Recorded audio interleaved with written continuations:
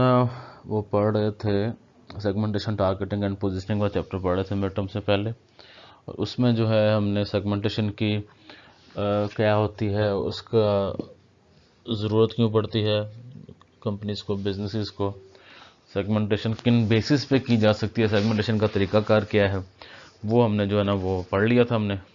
ठीक है, उसके जो वेरिएबल्स हमने मेजर पढ़ ली थी, बस सेगमेंटेशन के वेरिएबल्स के हवाले से एक छोटी सी चीज़ रह गई थी, वहाँ से हम आज स्टार्ट करेंगे। उसके बाद जो है वो टारगेटिंग और पोजीशनिंग के बारे में हम लोग आज इसको कंटिन्यू करेंगे। सेगमेंटेशन इंटरनेशनल मार्केट्स, हमने इससे पहले बिजनेस मार्केट और कंज्यूमर मार्केट के सेगमेंटेशन के बारे में हमने पढ़ लिया था। आज है कि इंटरनेशनल लेवल पे जाके अगर आपकी प्रोडक्ट ऐसी है या आपके जो है ना वो ऐसे बिजनेस में एंगेज हैं जिसमें आप लोग मल्टीपल कंट्रीज़ में, मल्टीपल नेशंस में आपका जो है ना बिजनेस आपका एक्सपेंडेड है और आपको मल्टी नेशंस के साथ डील करना पड़ रहा है, तो इसमें बेस पे अगर आपने कभी सेगमेंटेशन करनी हो, उसमें जियोग्राफिक सेगमेंटेशन भी आ जाती है। आपकी जो दुनिया है, वो पूरा ग्लोब है, उसको डिफरेंट रीजन्स के अंदर डिफरेंट उसको जो है ना वो कॉन्टिनेंट्स के अंदर डिवाइड किया गया है। एशिया कॉन्टिनेंट है, ऑस्ट्रेलिया का कॉन्टिनेंट है, ठीक है, आपका अफ्रीकन कॉन्टिनेंट है, डिफरेंट जो बरआज़म है, आप उसकी बेस पे, आप रीजन्स की बेस पे जो है अपने वो मार्केट को सेगमेंटाइज कर सकते हैं, डिवाइड कर सकते हैं आप लोग, क्योंकि different segments of based on geographic location, उनकी different needs, different preference, difference उनके जो है ना वो लिविंग स्टाइल उनके होते हैं। उसके बाद नेक्स्ट हमारे पास है इकोनॉमिक फैक्टर, पॉपुलेशन, इनकम और लेवल ऑफ इकोनॉमिक डेवलपमेंट। उसमें कि आ जाते हैं कि जिस पर्टिकुलर कंट्री में आप जाना चाह रहे हैं उस पर्टिकुलर कंट्री की इकोनॉमिक कंडीशन कैसी है। जैसे अगर आप देखें कि कोरियन है, नॉर्थ कोरिया और साउथ कोरिया, दोनों की जो इकोनॉमिक कंडीशन है, दोनों में ज़मीन आसमान का फ़र्क है। जो आपका जो है वो नॉर्थ कोरिया है, नॉर्थ कोरिया की जो है वो हालात वाक़ तो और हैं, साउथ कोरिया के और हैं, क्योंकि उनके वहाँ पे पॉलिटिकल सिस्टम की वजह से उनकी इकोनॉमिक कंडीशन जो है वो भी बहुत ज़्यादा वो डाइवर्स है आपस में। तो इसलिए अगर आप नॉर्थ कोरिया के साथ बिज़नेस कर रहे हैं तो आपकी और पॉलिसीज़ होंगी, अगर आप साउथ कोरिया के साथ बिज़नेस कर रहे हैं तो आपकी और पॉलिसीज़ होगी।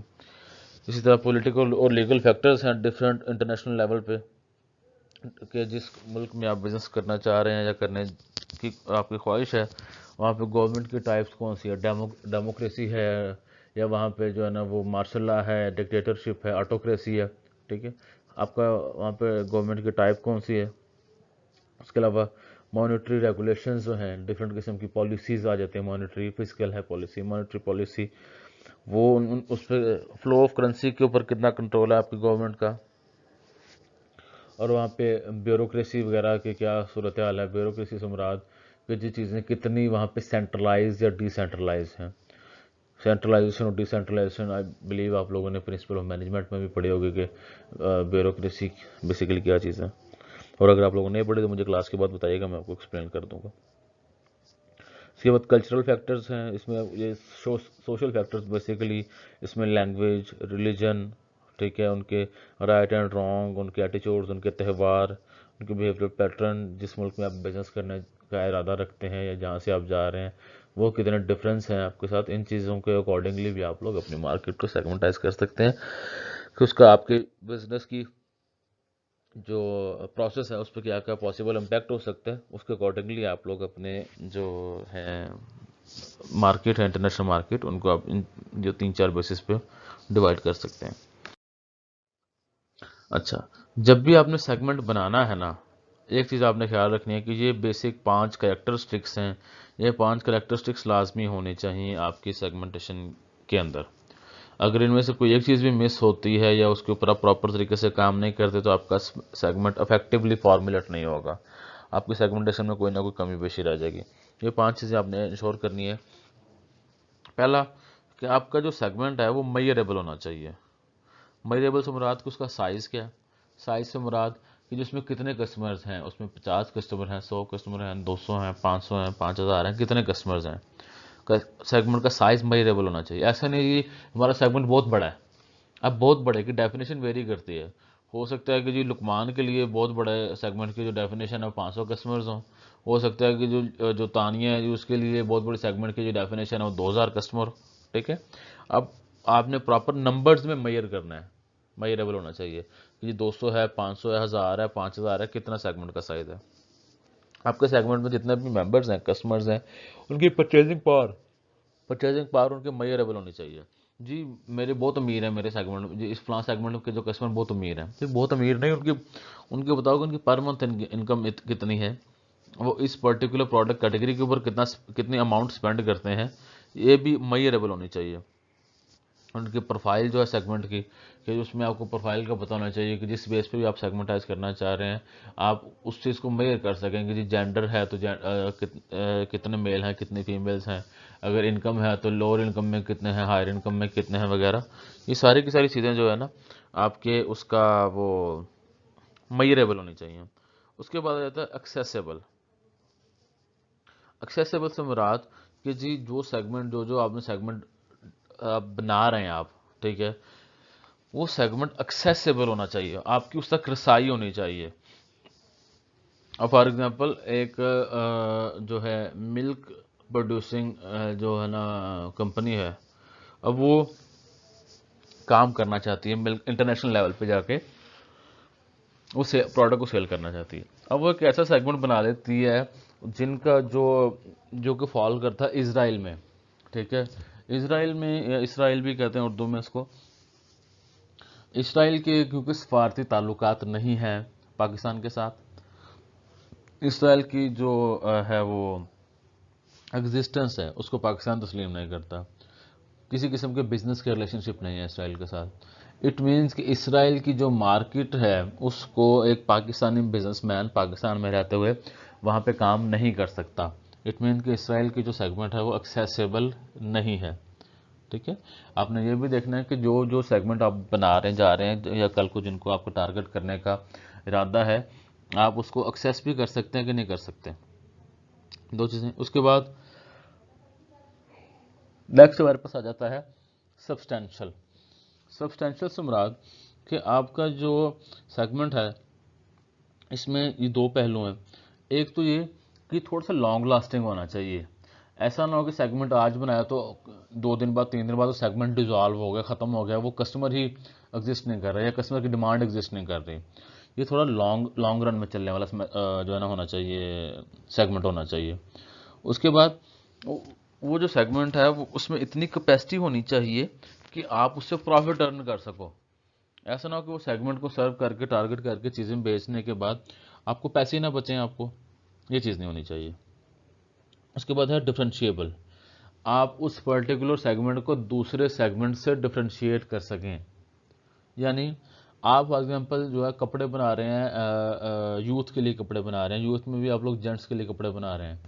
अब आपने उसके अंदर कैटेगराइज करना है, क्योंकि जेंट्स जो हैं वो आपके बच्चे में भी जेंट्स होते हैं, बल्कि और आपके जो जेंट्स जो हैं वो यूथ में भी हैं, आपके जेंट्स जो हैं वो उसमें हैं बूढ़े लोगों में भी हैं। आपने डिफ्रेंशिएट करना है कि यूथ का सेगमेंट कौन सा है, बूढ़े जेंट्स का सेगमेंट मेल्स का सेगमेंट कौन सा है, और जो बच्चे हैं जो मेल्स उनका सेगमेंट कौन सा है। उनको आपस में डिफ्रेंशिएट होना रहना चाहिए, आपस में कंफ्यूज ना हो। उन्होंने कि ज़ाहिर आप चीज़ अपने लिए बना रहे हो यूथ के लिए, लेकिन वो बेसिकली साइज़ बाद में पता लगा कि आपने बच्चों का बना दिया। इस तरह की कन्फ्यूजन नहीं होनी चाहिए। एक सेगमेंट की जो रिक्वायरमेंट है वो दूसरे से डिफ्रेंशिएटेड होनी चाहिए। उसके बाद है एक्शनेबल। एक्शनेबल से मुराद है कि आप रसाई तो आपको मिल गई, रसाई मिलने के बाद आप जो जो सी पॉलिसीज़ आप लोग बनाते हैं और इम्प्लीमेंट करना चाहते हैं, आप वहाँ पे जाके प्रॉपर काम भी कर सको। ऐसा ना हो कि आप वहाँ पे जाके उस पर्टिकुलर सेगमेंट को सर्व करना चाहते हैं तो कोई ना कोई आपका जो कंपेटिटर्स या आपकी गवर्नमेंट या कोई भी ऐसी पार्टी आपको वहाँ पे काम ही ना करने दे, आपको काम करने से रोके, ठीक है, फोर्सफुली या लॉफुली, ठीक है, आपको जो है ना वो काम करने से अगर रोक रही है तो इसका मतलब वहाँ पे एक्शन नहीं कर सकते, काम नहीं कर सकते आप वहाँ पे, तो वो सेगमेंट जो है ना आपके लिए सूटेबल नहीं है। एक इफेक्टिव सेगमेंट होने के लिए ये 5 जो उसमें बेसिक रिक्वायरमेंट है वो रिक्वायरमेंट लाजमी है: मेजरेबल, एक्सेसिबल, सब्सटेंशियल, डिफरेंशिएबल और एक्शनेबल। अच्छा, अब इसके बाद सेगमेंटेशन के बाद आ जाती है targeting. Targeting consist of set of buyers who share common needs और characteristics that the company decide to serve. आपने सेगमेंट बना लिया, आपने आप कहते हो जी हमने जेंडर के बेस पे सेगमेंटेशन बनाए, सेगमेंटेशन की है हम, या हमने चले जी हमने वो की है इनकम की बेस पे सेगमेंटेशन की है, या हमने जेंडर और इनकम दोनों के बेस पे की है।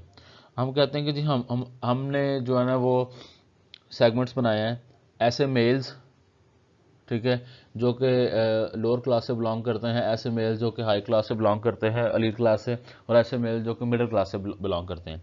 3 सेगमेंट ये हो गए। इसी तरह 3 सेगमेंट ये आ गए, ऐसी फीमेल्स जो कि लोअर क्लास से बिलोंग करती हैं, ऐसी फीमेल्स जो कि मिडिल क्लास से बिलोंग करती हैं, और ऐसी फीमेल्स जो कि एलीट क्लास से बिलोंग करती हैं।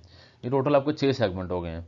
यहाँ तक सेगमेंटेशन का काम है। उसके बाद आती है टारगेटिंग, कि इन 6 सेगमेंट्स में से आपने अपनी चीज़ें किसको बेचनी है, आपको कौन सा एक सेगमेंट या मल्टीपल सेगमेंट सूट करते हैं।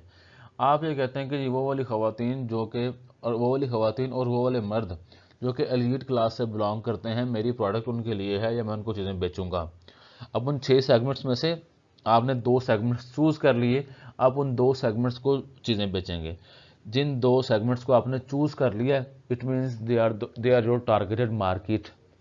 पहले सेगमेंटेशन होती है, उन सेगमेंट आपने मार्केट को डिवाइड करता है मुख्तलिफ हिस्सों में, मुख्तलिफ ग्रुप्स में, और जब मुख्तलिफ ग्रुप्स में आपने डिवाइड कर लिया, उनको ग्रुप्स में डिवाइड करने के बाद आप जो है उन्हीं में से कुछ सेगमेंट्स को, एक भी हो सकता है, एक से ज़्यादा भी हो सकते हैं, आप उनको जो है अपनी चीज़ें बेचते हैं या बेचने का प्लान रखते हैं।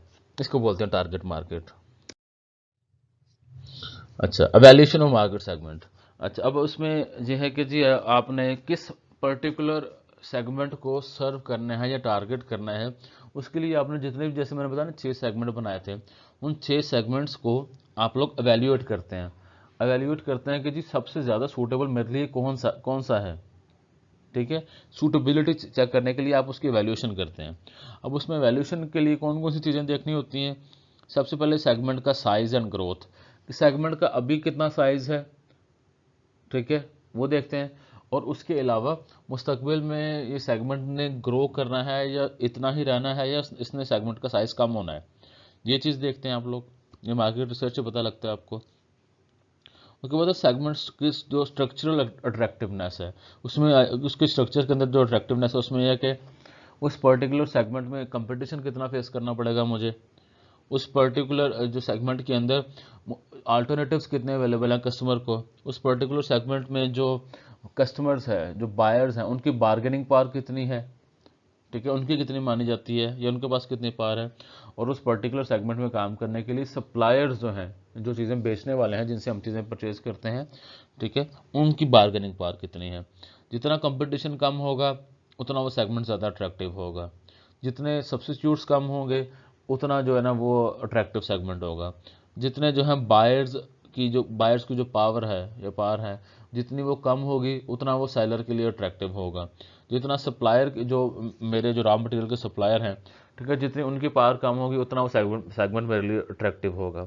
ये 4-5 बेसिक जो है ना ये डायमेंशंस हैं, जो कि सेगमेंट की स्ट्रक्चरल अट्रैक्टिवनेस को डिपिक्ट करती हैं, शो करती हैं। उसके बाद आई थे कंपनीज ऑब्जेक्टिव एंड रिसोर्सेज, कि जिस सेगमेंट को मैं सर्व करना चाह रहा हूँ, क्या वो मेरे जो कंपनी के ओवरऑल ऑब्जेक्टिव है उसके साथ मैच भी कर रहा है कि नहीं कर रहा। जैसे फॉर एग्जांपल मेरे कंपनी के अभी के ऑब्जेक्टिव्स ये हैं कि मैंने अभी अपना मार्केट को, अपने जो बिज़नेस को एक्सपैंड करना है वर्ल्ड वाइड, ठीक है। लेकिन जिस सेगमेंट को मैं सर्व करना चाह रहा हूँ, वहाँ पे मेरे इतने रिसोर्सेज मेरे फंस जाने हैं वहाँ पे, मिसाल के तौर पे, कि मैं जो है ना नई मार्केट में जाकर चीज़ें नहीं बना पाऊँगा, सेल कर पाऊँगा। तो इसका मतलब है कि जी there is a clash between my objective of my company, ठीक है, और my firm, and between that objective attend from that particular segment. जब हमें क्लैश आ गया, इट मीन्स वो सेगमेंट मुझे सूट नहीं करता। उसके बाद मेरे पास रिसोर्सेज कितने हैं, मैं उस पर्टिकुलर सेगमेंट को सर्व कर भी सकता हूँ कि नहीं कर सकता। ये जो है ना कंपनी के ऑब्जेक्टिव और रिसोर्सेज, ये भी उसकी प्रॉपर वैल्यू, उसकी सेगमेंट की वैल्यूशन के लिए जो है ना ये तीन बेसिक जो डायमेंशंस हैं, सेगमेंट के साइज और फ्यूचर ग्रोथ, उसके सेगमेंट की स्ट्रक्चरल अट्रैक्टिवनेस, और कंपनी के जो ऑब्जेक्टिव और रिसोर्सेज जो है, ये चीज़ें भी हमारी जो सेगमेंट की अट्रैक्टिवनेस को समझने में हमें हेल्प करती हैं। अच्छा, जब आपने उसको समझ लिया, आपने जो है ना सेगमेंट्स की एवेल्यूशन चेक कर लिया आपने, उसके बाद नेक्स्ट चीज़ आ जाती है कि जी आपने टारगेटिंग की कौन सी स्ट्रेटजी आपने यूज़ करनी है। आपकी मार्केट को टारगेट करने के भी डिफरेंट अप्रोचेज हो सकती हैं। सबसे पहला तो यह है कि जी अनडिफरेंशिएटेड मार्केटिंग, इसको हम लोग मास मार्केटिंग भी कहते हैं। उसमें आप लोग कहते हैं यार जितने भी सेगमेंट्स हैं ना, मैंने सब सेगमेंट्स को सेम ही चीज़ बेचनी है, मैंने डिफरेंट सेगमेंट्स के लिए डिफरेंट चीज़ नहीं बनानी, ठीक है, मैंने सेगमेंट्स को आपस में डिफ्रेंशिएट नहीं करना, ठीक है, इसको बोलते हैं मास मार्केटिंग या अनडिफरेंशिएटेड मार्केटिंग कहते हैं। एक स्ट्रेटजी ये हो सकती है। दूसरी जो है, अच्छा ये जो है ना अनडिफरेंशिएटेड, ये इतनी ज़्यादा पॉपुलर नहीं है। जो बड़ी बड़ी कंपनीज हैं, जो मल्टीनेशनल कंपनीज हैं, वो ये वाली स्ट्रेटजी यूज़ नहीं करती। वो जो है डिफरेंशिएटेड मार्केटिंग या कंसंट्रेटेड या माइक्रो मार्केटिंग, इन तीनों में से कोई ना कोई यूज़ करती है। अच्छा, अनडिफरेंशिएटेड के बाद दूसरी हमारे पास जो स्ट्रेटजी है मार्केट को टारगेट करने के लिए, उसको हम लोग बोलते हैं डिफरेंशिएटेड मार्केटिंग, या इसको हम लोग सेगमेंटेड मार्केटिंग। ये वो चीज़ जो भी हमने सारी पढ़ी है कि आप मार्केट को डिफरेंट ग्रुप्स में डिवाइड कर लेते हैं, and based on that particular customer groups आप जो है ना अपने अपने मार्केटिंग मिक्स को डिज़ाइन करते हैं। उसके बाद आ जाता है कंसंट्रेटेड मार्केटिंग, ठीक है। कंसंट्रेटेड मार्केटिंग में ये चीज़ आ जाती है, इसको हम लोग, इसके लिए वर्ड यहाँ पे लिखा हुआ NICHE, नीश वर्ड है, ठीक है। नीश मार्केटिंग ये है कि जी आप बहुत बड़े कस्टमर ग्रुप को टारगेट नहीं करते, आप एक छोटे से कस्टमर ग्रुप को टारगेट करते हो, ठीक है। क्यों? क्योंकि आप वो जो छोटा सा कस्टमर का ग्रुप है, वो आमतौर पर ऐसा ग्रुप होता है जिसके बारे में इसको बाकी लोग बहुत ज़्यादा वो प्रोडक्ट सर्व नहीं करते, उसको आमतौर पे नेग्लेक्ट करते हैं। अच्छा, अब वो ग्रुप कौन सा हो सकता है जिसकी अगर मैं आपको एग्जांपल दूं नीश मार्केटिंग की या कंसंट्रेटेड मार्केटिंग की, वो ये होता है कि जी आप जो है कोई ऐसी वो कुर्सियां बना रहे हैं, जैसे आप लोग क्लासरूम्स के अंदर चेयर्स होती हैं, अब उस पर एक राइट साइड पे आपके पास आपको जगह बनी होती है कि आप जो है ना वो रख के वहाँ पर लिख सकते हैं। अब वो जो है आमतौर पे उन स्टूडेंट्स के लिए इजी रहती है जो कि राइट हैंडेड है, जो राइट हैंडेड है उस पर रख के इजीली लिख लेते हैं। लेकिन जो लेफ्ट हैंडेड स्टूडेंट्स हैं उनके लिए इशू होता है, उनको बड़ा वो मुश्किल में बैठ के वो टर्न होकर बैठ के फिर जो है ना वो लिखते हैं उस पर, वो उसमें ज़्यादा कंफर्टेबल नहीं होते। आप जो है आप क्या करते हैं कि जी मैं ऐसी कुर्सियाँ बनाता हूँ जो कि लेफ्ट हैंडेड स्टूडेंट्स के लिए हैं, लेफ्ट हैंडेड स्टूडेंट्स के लिए कुर्सियाँ बनाता हूँ, ठीक है। अगर आप इस तरह की प्रोडक्ट आप लोग बना रहे हैं तो आपकी फिर जो मार्केटिंग की स्ट्रेटजी होगी वो नीश मार्केटिंग होगी या कंसंट्रेटेड मार्केटिंग होगी। क्यों? क्योंकि आपका कस्टमर ग्रुप बहुत बड़ा नहीं है, लेकिन बहरहाल उसमें इतना पोटेंशियल है कि वो आपको अच्छे रेवेन्यू अर्न करवा सके। क्यों? क्योंकि उस कस्टमर ग्रुप को ऑलरेडी और कोई बंदा जो है ना खास तौर पे सर्व नहीं था कर रहा, उसके लिए चीज़ें नहीं था बना रहा। इसको बोलते हैं कंसंट्रेटेड मार्केटिंग या नीश मार्केटिंग। नेक्स्ट हमारे पास आ जाता है माइक्रो मार्केटिंग, इसको हम लोग लोकल या इंडिविजुअल मार्केटिंग भी कहते हैं। ये एक ऐसी है स्ट्रेटजी है, ऐसा वो टारगेटिंग की स्ट्रेटजी है जिसमें हम लोग इंडिविजुअल लेवल पे जाके कस्टमर्स को अट्रैक्ट करते हैं। जैसे जी मैं उतनी शेरवानी बनाता हूँ, मैं शेरवानी बनाता हूँ सिर्फ प्राइम मिनिस्टर की शेरवानी में स्पेशलिस्ट हूँ, ठीक है। प्राइम मिनिस्टर की जो शेरवानी बननी है मैं उसमें स्पेशलिस्ट हूँ, ठीक है। मैं इस बेस पर सेगमेंट अपने मार्केट को टारगेट करूँगा। अब वो बंदा जो कि सिर्फ प्राइम मिनिस्टर की या चीफ मिनिस्टर की जो शेरवानियाँ हैं या उनकी जो ड्रेस हैं या उनकी जो भी प्रोटोकॉल बेस्ड उनकी जो ड्रेसिंग है, उसमें जो बंदा एक्सपर्ट है या उसमें जो बंदा अपनी चीज़ें बनाता है, बनाने की कोशिश करता है, इसको हम लोग माइक्रो मार्केटिंग कहते हैं या लोकल या इंडिविजुअल मार्केटिंग कहते हैं, ठीक है। ये हमारे पास डिफरेंट जो है वो मार्केटिंग स्ट्रैटेजीज हैं, टारगेट मार्केटिंग स्ट्रैटेजीज हैं, इसमें हम लोग सिलेक्शन करते हैं। सबसे ज़्यादा यूज़ की जाने वाली डिफरेंशिएटेड मार्केटिंग सेगमेंट है, उसके बाद कंसंट्रेटेड और माइक्रो है। अनडिफरेंशिएटेड जो है ये आमतौर पे ये अब तो बल्कि कोई बहुत कम लोग जो है ना इसको यूज़ करते हैं, हर बंदा किसी ना किसी लेवल पे उसने कस्टमर्स के ग्रुप्स को डिवाइड किया होता है, और ये पुरानी स्ट्रैटेजी है undifferentiated. Choosing target market considerations include, ठीक है। अब जिस तरह हमने वो मार्केट के वो सेगमेंट की एवेल्यूशन में हमने कुछ जो चीज़ें ऑब्जर्व की थी, एवेल्यूट किया था। अब जब आपने मार्केट पर्टिकुलर सेगमेंट को टारगेट करना है तो उसमें कुछ और जो कंसिडरेशन हैं वो भी आपने देखनी है कि आपने किस सेगमेंट को टारगेट करना है। उसमें सबसे पहले ये कंपनी रिसोर्सेज, तो जिस सेगमेंट को सर्व करना है उसके वाले से कंपनी के रिसोर्सेज देखें। The degree of product variability, कि आपको एक मल्टीपल सेगमेंट्स को चूज़ करने के लिए या डिफरेंट सेगमेंट को चूज़ करने के लिए आपकी जो एग्जिस्टिंग प्रोडक्ट है उसके अंदर कितनी वेरिएशंस लेके आनी पड़ेगी, कोई माइनर वेरिएशन लेके आनी पड़ेगी, माइनर चेंजिंग करना पड़ेगा, या बहुत ज़्यादा चेंज करना पड़ेगा किसी पर्टिकुलर सेगमेंट को टारगेट करने के लिए। उसके अलावा आपकी जो प्रोडक्ट है वो अपनी लाइफ साइकिल के किस स्टेज में है। जो भी कोई प्रोडक्ट बनती है, पहले वो आपने ये पढ़ा होगा उसमें इंट्रोडक्शन टू बिजनेस मैनेजमेंट में आपने प्रोडक्ट लाइफ साइकिल के बारे में, कि प्रोडक्ट जो है ना पहले इंट्रोडक्शन की स्टेज में आती है, बनती है, उसके बाद वो ग्रोथ की स्टेज में आती है, ग्रो करता है उसका मार्केट शेयर, फिर वो मेच्योरिटी में आती है, आपकी मार्केट मेच्योर होती है, उसके बाद डिक्लाइन में चली जाती है। आपकी जो प्रोडक्ट है वो अपने प्रोडक्ट लाइफ साइकिल की किस स्टेज में है, इंट्रोडक्शन में है, ग्रोथ में है, मेच्योरिटी में, या डिक्लाइन में, उसके अकॉर्डिंगली भी आपकी सेगमेंटेशन जो है ना वो चेंज होती रहती है। ठीक है, आपने ये चीज़ भी कंसिडर करनी है कि मैं अपने प्रोडक्ट लाइफ साइकिल को देखते हुए आपने अपना जो मार्केट का जो सेगमेंट है उसको आपने टारगेट करना है। उसके बाद है मार्केट वेरिएबिलिटी। ठीक है, कि पहले मैंने देखा था कि डिग्री ऑफ प्रोडक्ट वेरिएबिलिटी के जी आप ये है कि अगर आपने जिन जिन सेगमेंट्स को टारगेट करना है उसमें आपको मार्केट के अंदर कितने वेरिएशंस हैं। ठीक है, मार्केट तक रसाई कितनी ईजी है, मार्केट के अंदर जो लॉज हैं वो लॉज कितने किस हद तक जो है ना डिफर करते हैं आपकी अभी की मार्केट और जिसको आप सर्व करना चाह रहे हैं। डिफरेंट मार्केट्स में कितनी वेरिएबिलिटी है उसके हिसाब से आप लोग जो है ना अपनी वो टारगेट मार्केट को देखते हैं आप लोग। उसके बाद आपके जो कंपेटिटर्स हैं, या पॉसिबल जो पोटेंशियल कंपेटिटर्स हैं, उनके मार्केटिंग स्ट्रेटजीज क्या हैं, वो कितने स्ट्रेंथन हैं, वो कितने स्ट्रांग हैं। ये चीज़ें भी आप लोग देखते हैं जब आपने अपनी पर्टिकुलर मार्केट को टारगेट करना होता है, सेगमेंट को टारगेट करना होता है। अच्छा, अब जब आपने मार्केट को टारगेट करना है ना, तो कुछ एथिकल जो है ना चीज़ें हैं उनको आपने ख्याल रखना होता है कि आपने कुछ सेगमेंट्स ऐसे होते हैं कि जिनको बहुत जो है ना विद ड्यू अटेंशन आपको जो है ना वो टारगेट करना पड़ता है। जैसे जो बच्चों का जो ग्रुप है, बच्चों को आपने बड़ा ख़ास ध्यान में रखना है वाइल टारगेटिंग।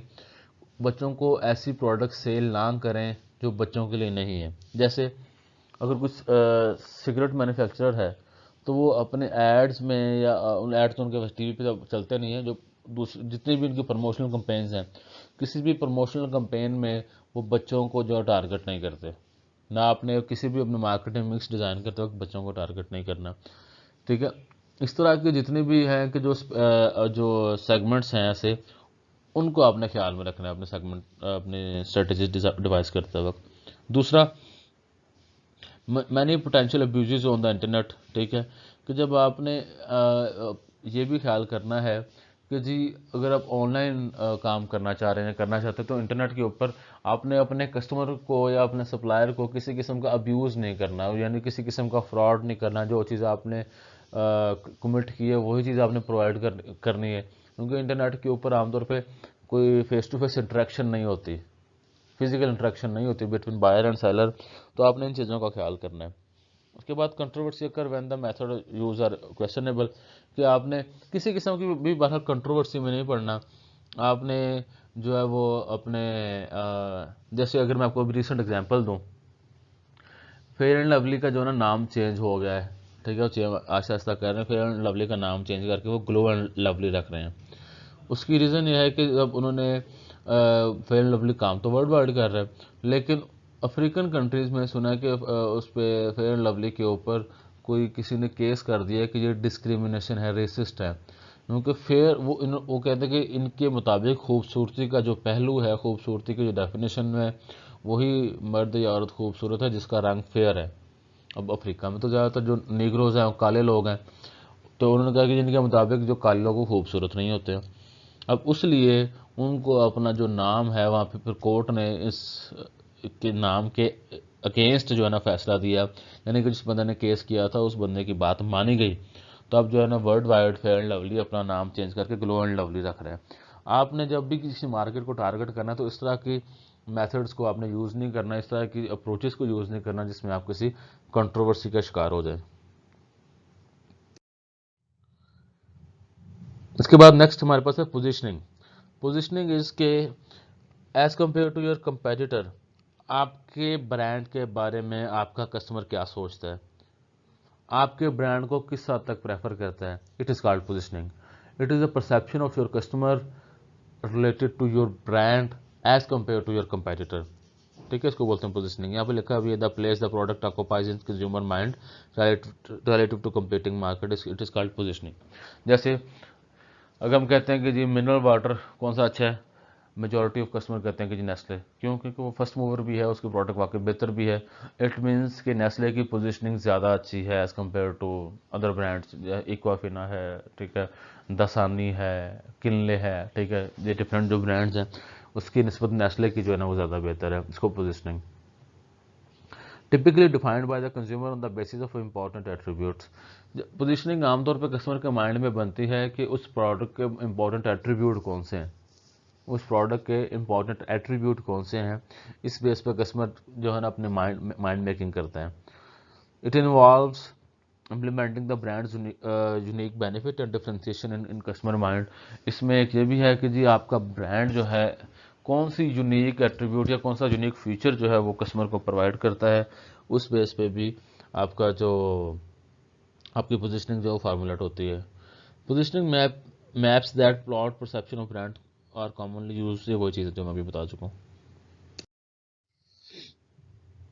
अब आपकी जो पोजीशनिंग है, ठीक है, उसमें आपने जब पोजीशनिंग करनी है तो आपके पास डिफरेंट बेस पे, अच्छा एक तो है कि जी कस्टमर आपके बारे में क्या सोचता है, उसके बाद होता है कि जी आप क्या चाहते हैं कि कस्टमर आपके ब्रांड के बारे में क्या सोचे। जो आप चाहते हैं ना कि कस्टमर आपके ब्रांड के बारे में ये सोचे, उसको बोलते हैं डिजायर्ड पोजीशनिंग। एक है एक्चुअल पोजीशनिंग, एक है डिजायर्ड पोजीशनिंग। अब जो डिजायर्ड पोजीशनिंग है उसमें आप उसको बनाने के लिए आप डिफरेंट चीज़ों पे काम कर सकते हैं, आप डिफरेंट बेस पे अपने आप को पोजीशन करवा सकते हैं कस्टमर के माइंड में। वो कौन कौन सी हैं? वो है जी आपकी प्रोडक्ट इट सेल्फ है, कि जी प्रोडक्ट में कौन कौन से फीचर हैं प्रोडक्ट की। जैसे मोबाइल फ़ोन है, इसका कैमरा कितना है, इसका स्क्रीन साइज़ कितना है, इसका जो है ना वो आपकी बैटरी टाइम कितना है, ये डिफरेंट जो है ना प्रोडक्ट के जो एट्रीब्यूट्स हैं, इसकी बेस पे भी जो है ना वो कस्टमर के आपको पसंद या नापसंद कर सकता है। उसके बाद सर्विसेज हैं, प्रोडक्ट के हवाले से जो आफ्टर सेल सर्विसेज हैं वो इसमें आ जाती हैं। लाइक अगर आपने ऑनलाइन मोबाइल परचेज़ किया आपने, तो वो कितनी देर में पहुंच गया, वो प्रोडक्ट की जो पहुंचने का जो है वो मामला, ठीक है, आफ्टर सेल सर्विसेज में आता है ना ये वाला, ठीक है, उसकी जो डिलीवरी है, ठीक है, वो है इसमें। उसके अलावा चैनल्स, कि जी आपके जो है ना वो किस चैनल के ज़रिए आप अपनी प्रोडक्ट सेल कर रहे हैं, ऑनलाइन है, फेस टू फेस है, दरमियान में मिडल मैन है, या डायरेक्टली खुद सेल कर रहे हैं।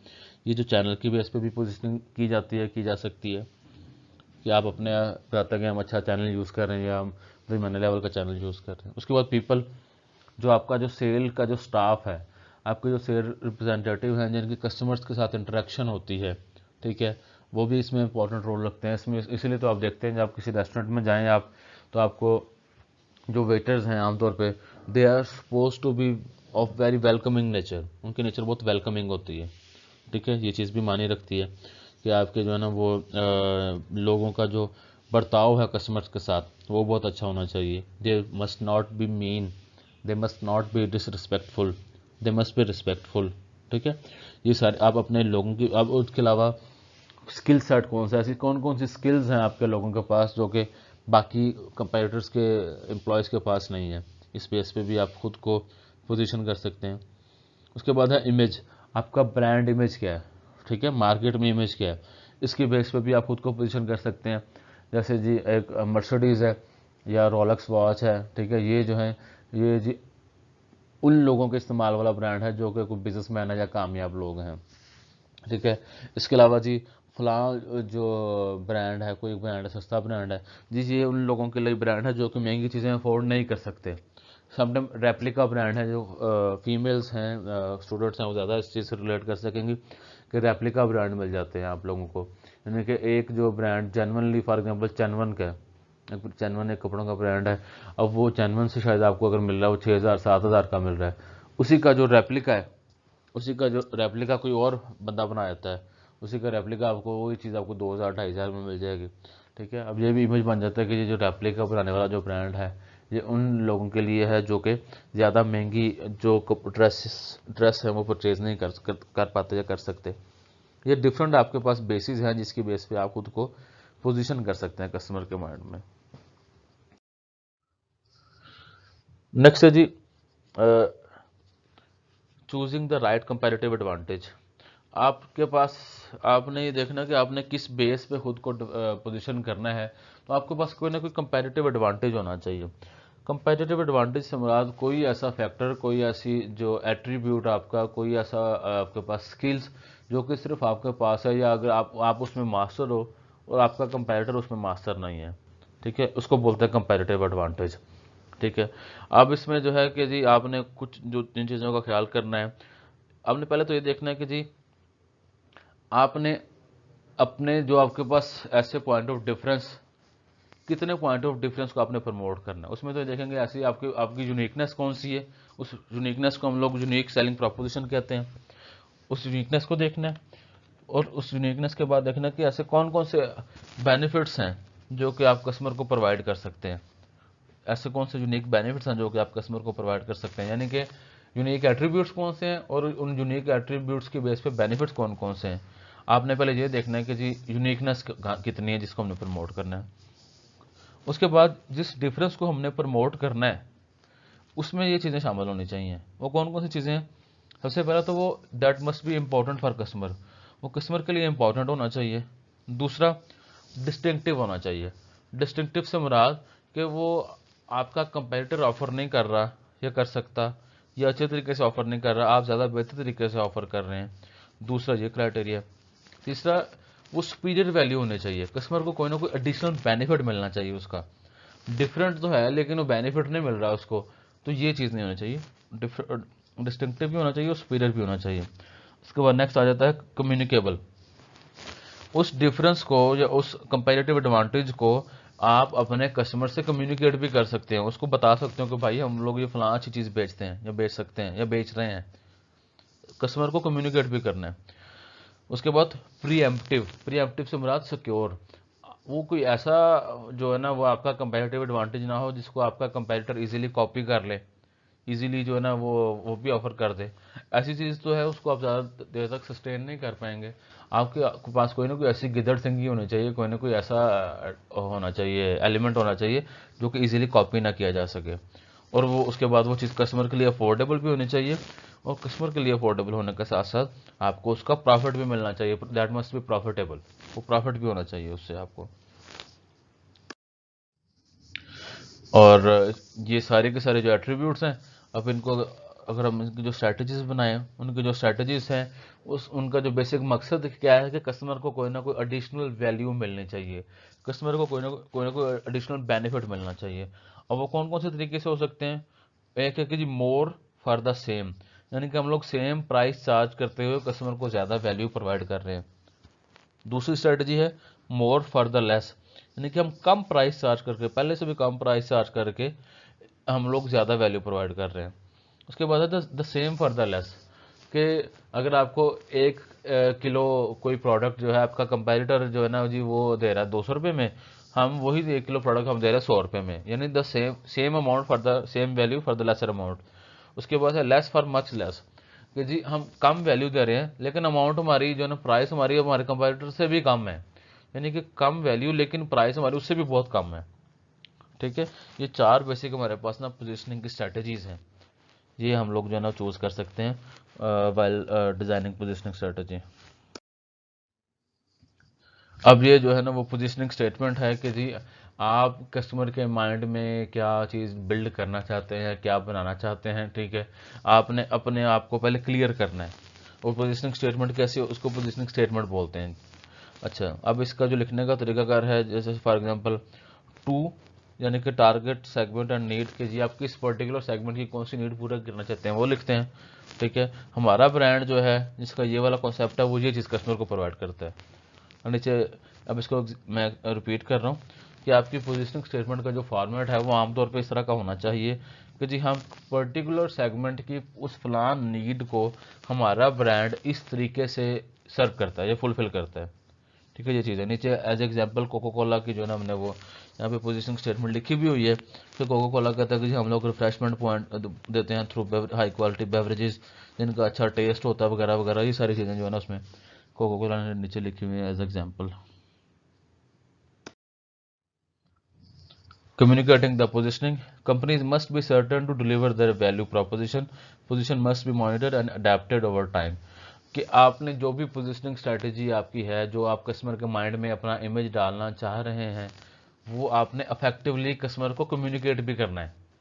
कस्टमर को आपने उस चीज़ का एहसास भी दिलाना है, कस्टमर को बावर कराना है कि we are doing that particular, we are providing that particular solution of particular problem. ठीक है। और उसके अलावा पोजीशनिंग आपकी लाजमी नहीं कि जी सारी ज़िंदगी सेम ही रहनी है। कस्टमर का टेस्ट जैसे जैसे चेंज होता है, जैसे जैसे माइक्रो और मैक्रो एनवायरनमेंट चेंज होता है, आपकी पोजीशनिंग स्टेटमेंट और आपकी जो डिज़ायर्ड पोजीशनिंग है वो भी चेंज होती रहती है। आपने चेंज होते हुए एनवायरनमेंट के साथ अपनी पोजीशनिंग स्ट्रेटजीज भी आपने चेंज करनी है।